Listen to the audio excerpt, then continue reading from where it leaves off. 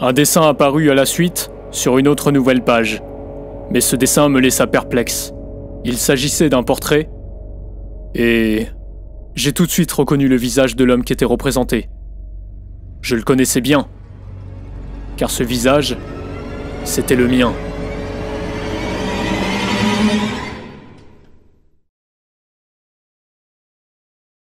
Le livre de Clavius Sartor, épisode 2.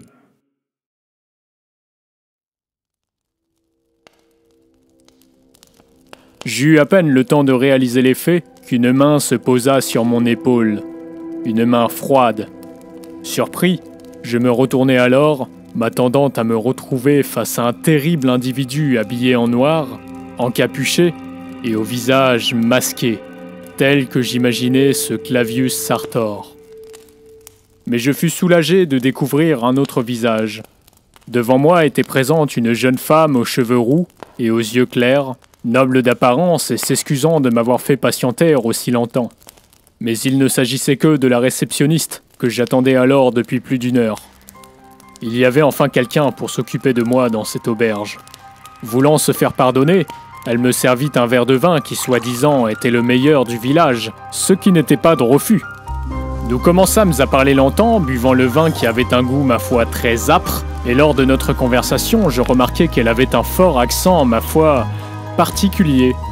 Elle parlait bien le même langage, le même patois, mais je n'avais jamais entendu un tel accent. Un accent tout simplement impossible à identifier. Et surtout, elle insistait pour que je boive le vin. À peine je terminais mon verre, qu'elle m'en resservait déjà un autre. Et pendant ce temps-là, je ne pouvais pas m'empêcher de penser au livre. Cela me tracassait l'esprit. Pourquoi étais-je représenté sur la dernière page? Je n'avais jamais été dans ce village auparavant, et pourtant l'auteur semblait déjà me connaître.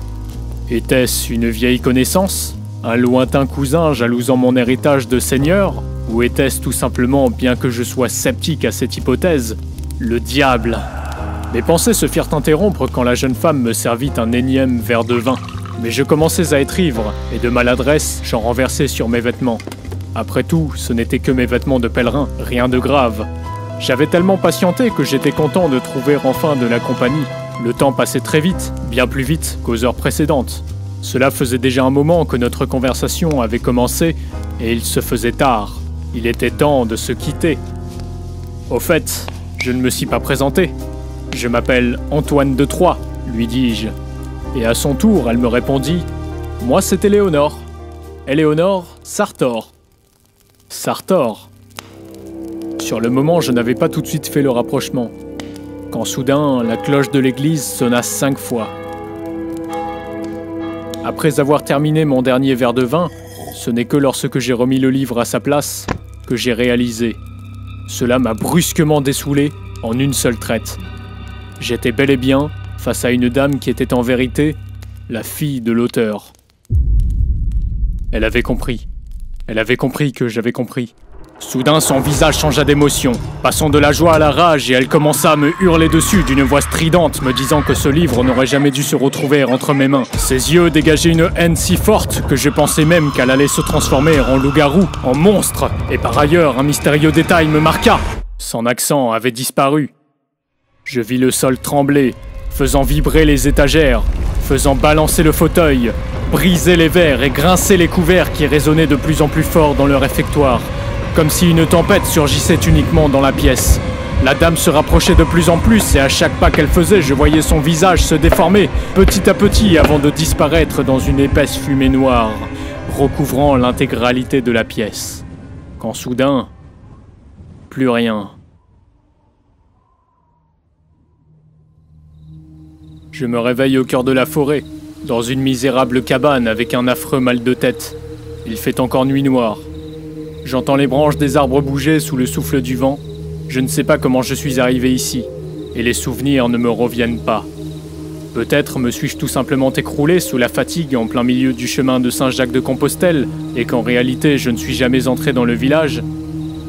Alors dans ce cas, l'auberge, la fille, le livre et la secte devaient sûrement être un sombre cauchemar, du passé. Me voilà soulagé, bien que peu serein vis-à-vis de l'environnement qui m'entoure, car l'obscurité y est totale, oppressante. et j'essaye tant bien que mal de percevoir le peu de lumière que la lune reflète. Tout à coup, un bruit surgit. Il semble proche, très proche. Aussitôt, un deuxième se fait entendre. Cela fait presque un jour entier que je n'ai pas mangé, et je commence à avoir faim. Il y a un animal sauvage qui crie dans la forêt depuis tout à l'heure, le même que j'ai croisé hier, et même si le clergé me l'aura interdit en ce jour de vendredi saint, je me ferai bien sa peau pour avoir de quoi me rassasier un peu. De toute façon, je n'ai guère le choix. Je ne veux pas mourir de faim seul dans cette forêt, quitte à commettre un péché. De plus, cela me rappellera les loisirs quotidiens de ma noble famille, la chasse. Mais je n'ai rien sur moi. Pas d'arc, pas d'arbalète, juste un simple couteau en guise de défense, et je suis seul. Je sais que je ne pourrai pas en tirer grand-chose, mais je suis affamé. Alors je me rhabille et pars désespérément à la chasse. Seulement, un petit détail m'attire l'attention à cet instant.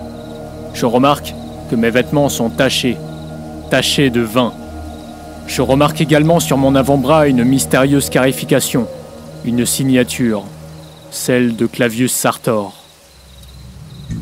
Alors c'était vrai. Moi qui pensais qu'il s'agissait d'un simple cauchemar, cela n'en était pas un. Il y a donc réellement le gourou d'une secte qui me recherche à l'instant. Alors immédiatement je change d'avis. Je ne pars pas chasser, je pars définitivement, le plus loin possible du village dans l'espoir d'en trouver un autre au-delà de cette forêt.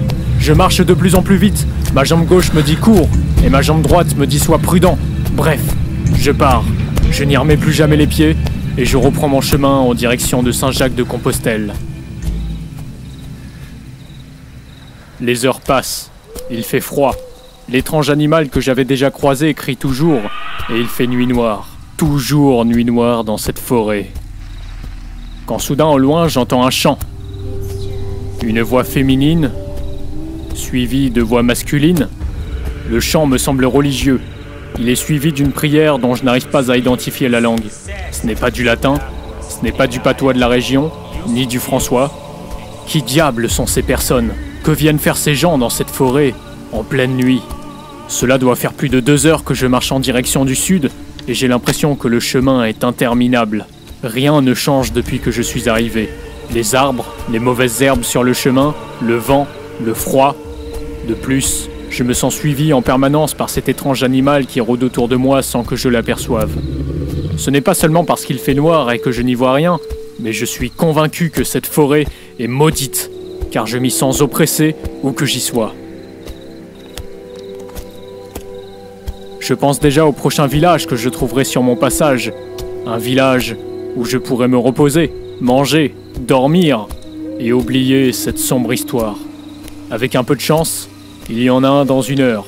Et à l'instant même où j'y songe, je réalise une chose qui me fait froid dans le dos. Le chant et les prières que j'entendais au loin ont soudainement disparu. Comme si ces gens savaient que j'étais là dans cette forêt, à quelques mètres d'eux en train de les écouter. Le vent commence à souffler fort, très fort. Le sol se met à trembler. L'animal crie plus fort, il fait chaud, très chaud, et je vois de la lumière.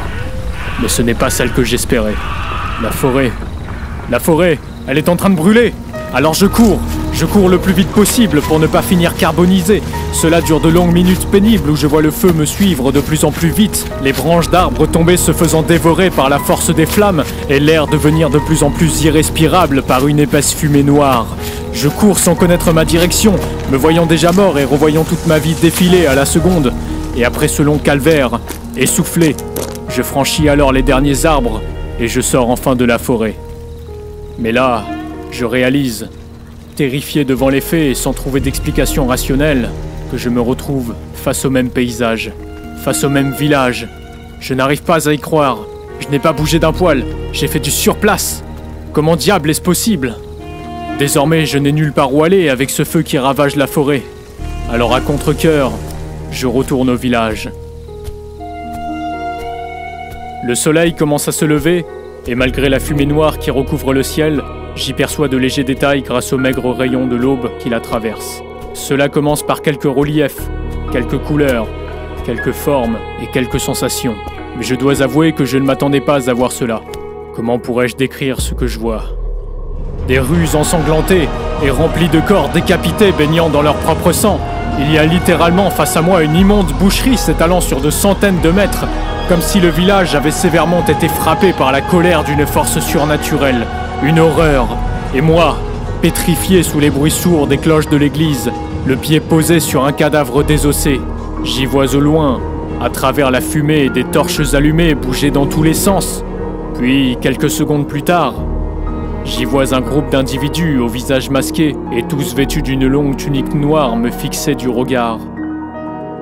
Et dans mes derniers souvenirs, ils couraient vers moi.